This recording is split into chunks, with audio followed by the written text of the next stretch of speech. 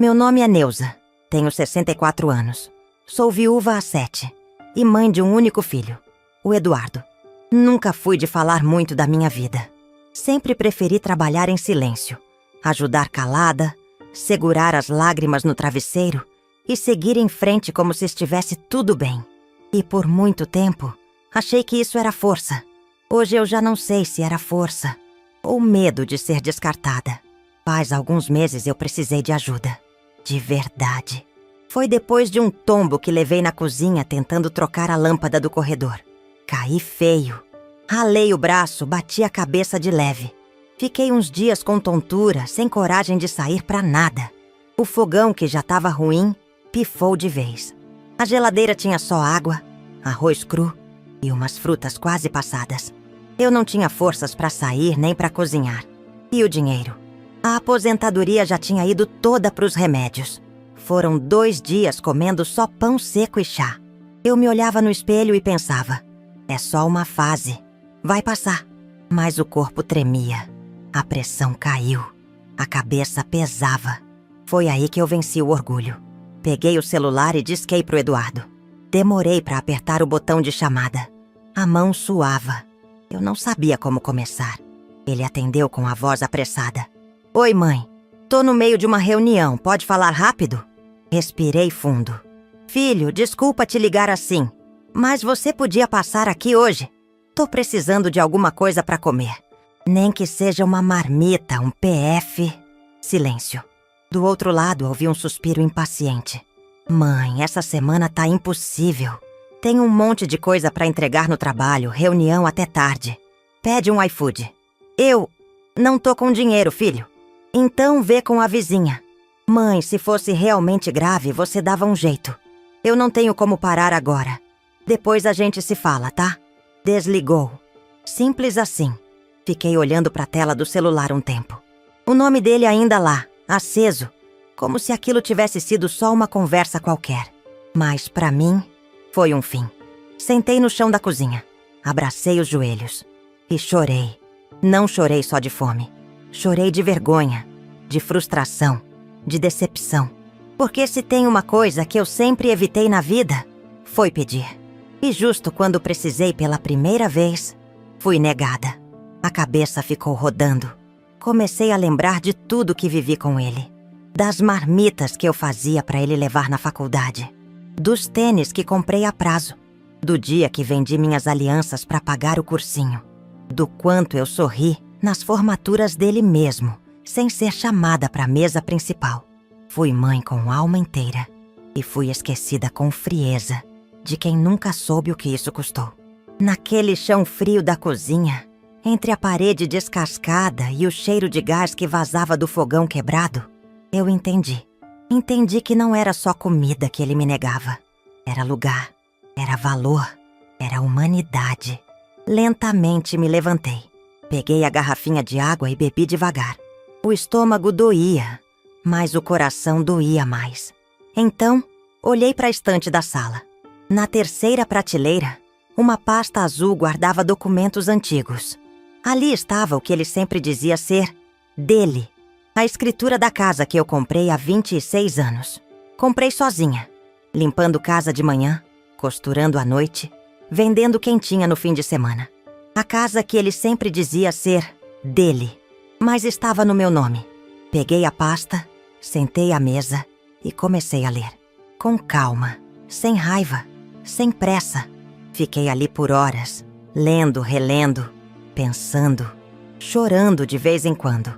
Até que algo em mim se acalmou, porque naquele dia, naquele silêncio de rejeição, eu deixei de ser só a mãe que esperava um carinho e comecei a ser a mulher que precisava se respeitar. Não sabia ainda o que faria, mas sabia que alguma coisa ia mudar, porque pedir doeu mais do que qualquer fome que eu já senti. E a dor me acordou. Na manhã seguinte o corpo ainda doía, mas não era só físico.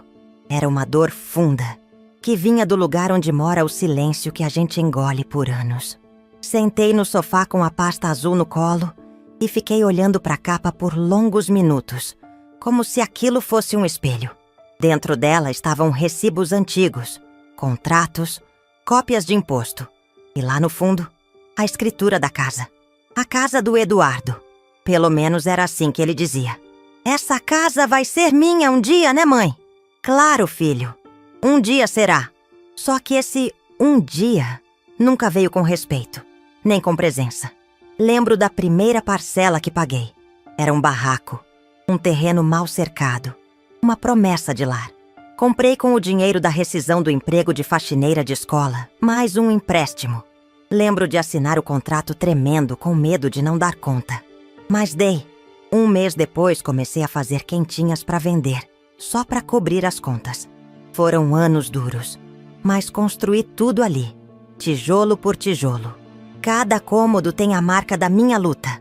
A parede da cozinha foi pintada por mim. O piso da sala fui eu quem escolheu, em oferta de fim de ano. O portão foi soldado por um vizinho, em troca de coxinhas. Eduardo cresceu ali. Teve cama, teve brinquedo, teve almoço quente, teve roupa limpa. Nunca lhe faltou o essencial. E sempre que perguntava sobre a casa, eu dizia: é sua, meu filho. Um dia você vai criar seus filhos aqui. Mas o tempo foi passando. Ele cresceu, casou, se mudou para um apartamento longe. A casa ficou como uma extensão do nome dele. Mas nunca foi dele, de fato. Eu nunca assinei nada. Nunca doei legalmente. Nunca passei adiante. Fiquei pensando, por quê? Talvez fosse intuição. Talvez medo. Talvez apenas um desejo bobo de manter algo meu. E agora, naquela manhã de silêncio e mágoa, percebi. Essa casa ainda era minha. Não só no papel, mas na história, no suor, no direito. Levantei, tomei um banho demorado, vesti uma roupa limpa, peguei a pasta e saí. Fui andando devagar até o cartório do bairro. O segurança abriu a porta. A moça da recepção sorriu com educação. Perguntei. Queria saber se essa casa aqui ainda está no meu nome. Ela olhou os documentos, digitou no sistema, confirmou. Sim, está. Tudo certinho, dona Neuza. E eu posso doar? Passar para alguém? Claro. Desde que esteja em seu nome. A senhora pode doar, vender, transferir, agradeci como quiser e saí. Não voltei para casa direto. Caminhei sem rumo por algumas ruas, olhando vitrines, sentindo o calor no rosto. Passei em frente a uma pequena ONG da região, com uma faixa dizendo: ajude a acolher idosos abandonados. Parei. Li de novo. Fiquei ali, parada. Velhos sentados em cadeiras de plástico, tomando sol. Uma mulher de colete azul distribuía café. Um senhor ria, banguela, abraçado a um gato. Um outro lia um jornal de 2 dias atrás. Entrei. Fui recebida por uma moça simples, de voz calma. Quer conhecer o projeto? Quero, mas primeiro quero contar uma coisa. Sentei com ela. Contei tudo. Do tombo, do pedido, da resposta, da casa. Ela ouviu em silêncio com os olhos marejados. A senhora tem todo o direito de fazer o que quiser com essa casa, disse. Pois então, eu quero doar. Ela arregalou os olhos. Doar? Toda? Assenti. E meu filho me negou um prato de comida. Que pelo menos essa casa sirva para alimentar quem realmente precisa. Ela chorou. Me abraçou. Voltei para casa leve. Estranhamente leve. Pela primeira vez em muito tempo, senti que estava fazendo algo por mim. Mesmo que fosse para entregar para outro. Não doía. Estranhamente não doía. Fui até a cozinha, peguei papel e caneta e escrevi. Essa casa foi construída com sacrifício e agora será doada com consciência. Dobrei o papel e coloquei dentro da pasta azul. Guardei no mesmo lugar de antes. Dormi melhor naquela noite. Não porque a dor tinha passado, mas porque, pela primeira vez em anos, eu tinha feito algo por mim, sem esperar permissão de ninguém. Na segunda-feira seguinte, acordei cedo. O céu estava cinza, mas o dia não me parecia triste. Vesti uma blusa branca, calça jeans e prendi o cabelo com aquele elástico de tecido que ganhei da vizinha no Natal passado. Peguei a pasta azul, conferi os documentos e saí com passos firmes. Não rápidos, não hesitantes, firmes. Voltei ao cartório. A moça me reconheceu. Bom dia, dona Neuza. Conseguiu decidir? Consegui sim. Quero doar a casa. Ela me pediu para esperar. Chamou um rapaz jovem, de terno barato e voz educada. Sentamos à mesa. Ele abriu o sistema, pediu os documentos. A senhora tem certeza? É uma doação integral? Tenho. Vai para uma instituição sem fins lucrativos. Já escolhi. Entreguei os papéis com os dados da ONG que eu tinha visitado. Eles cuidam de idosos que não têm mais ninguém. Pessoas como eu poderia ser, se tivesse desistido de mim. Enquanto o rapaz digitava, eu olhava pela janela. Lá fora, a vida corria. Ônibus passando, moças indo para o trabalho, um senhor empurrando um carrinho de recicláveis. Pensei no Eduardo. Será que ele ia entender? Provavelmente não.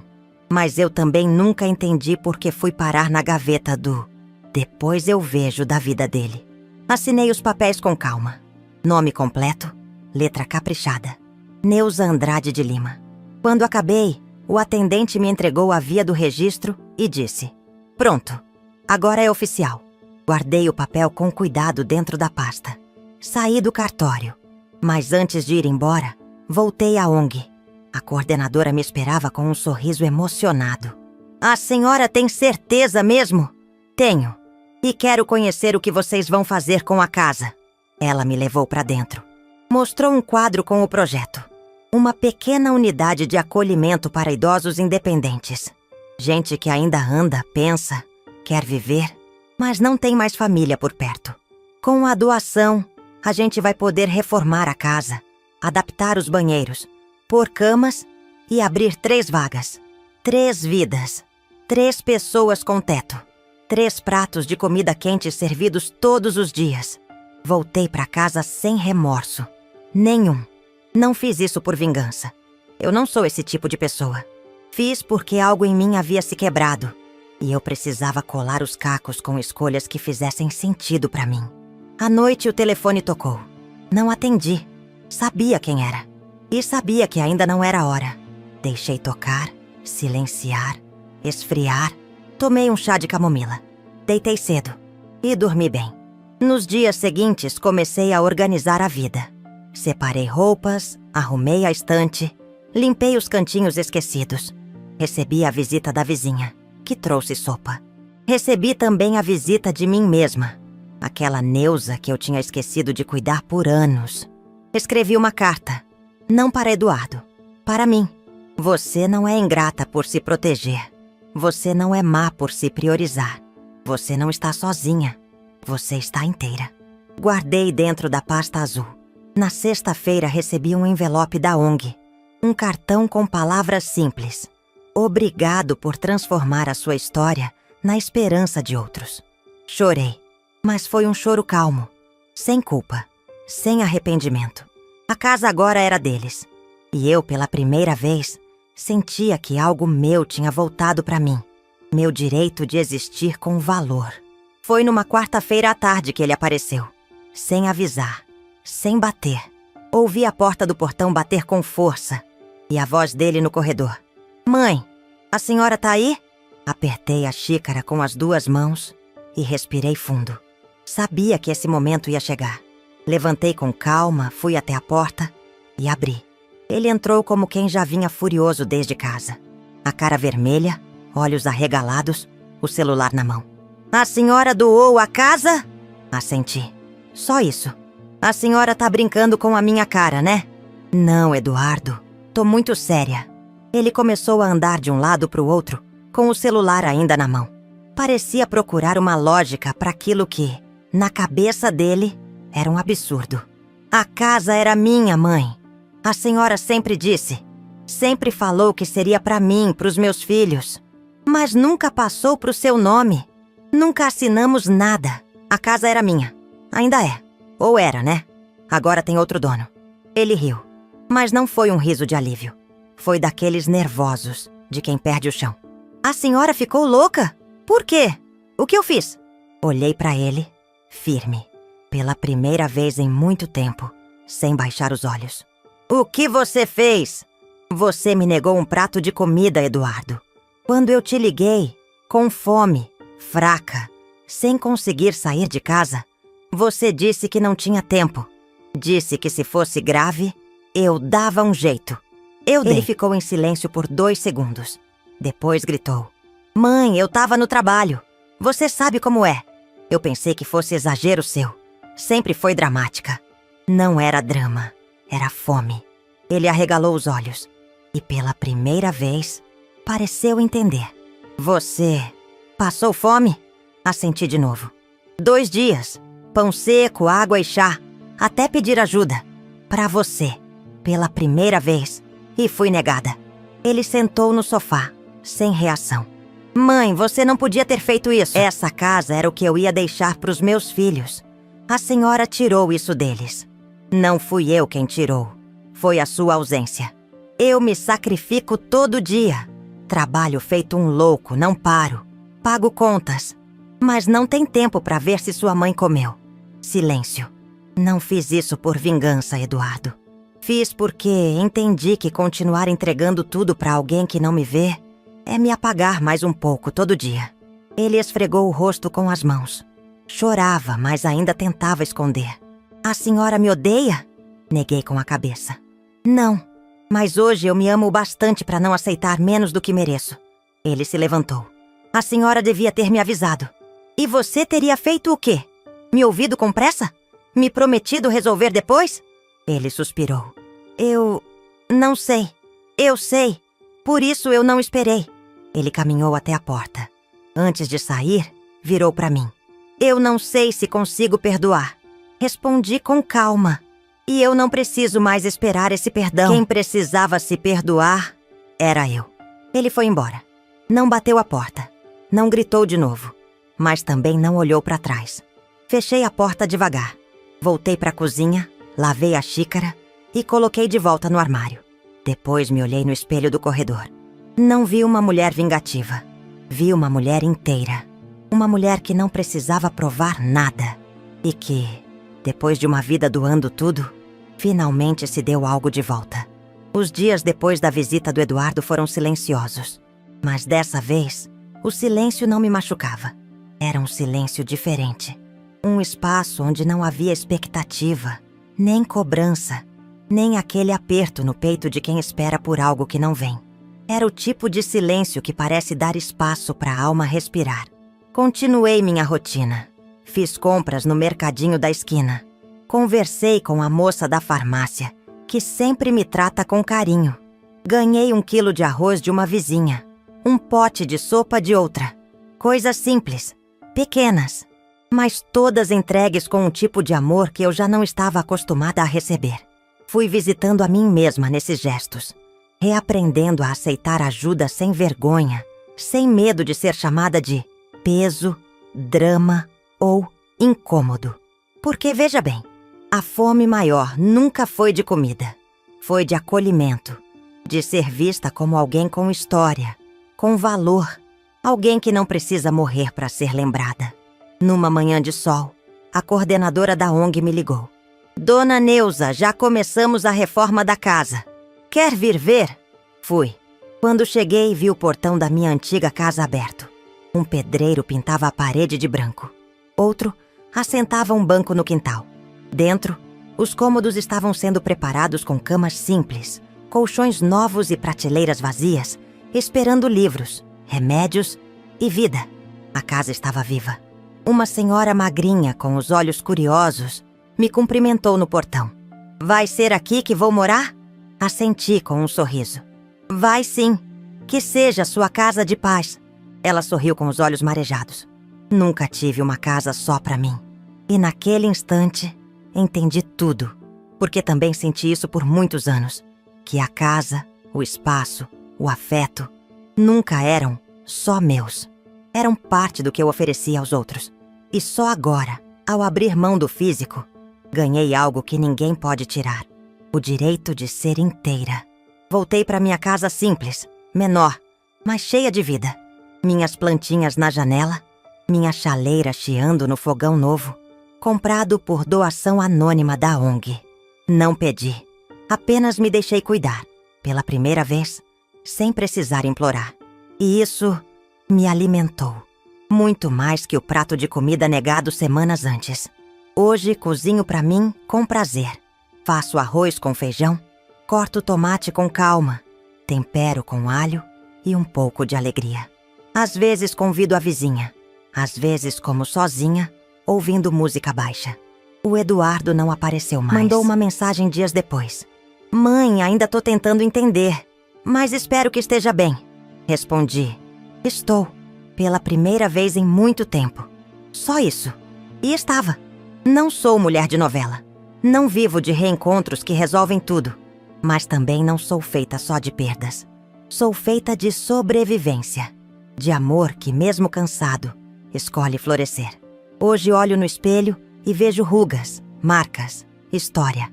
Vejo a Neuza que por décadas foi só mãe de alguém. E agora é, enfim, não sei o que o futuro reserva. Talvez Eduardo um dia entenda. Talvez não. Mas eu não vivo mais esperando. Porque a casa que dei para caridade não foi a maior doação que fiz. A maior doação foi a mim mesma. E nessa nova vida, comendo o que gosto, morando onde me cabe e sendo tratada com o respeito que sempre mereci, descobri o sabor mais raro de todos. O sabor de existir com dignidade.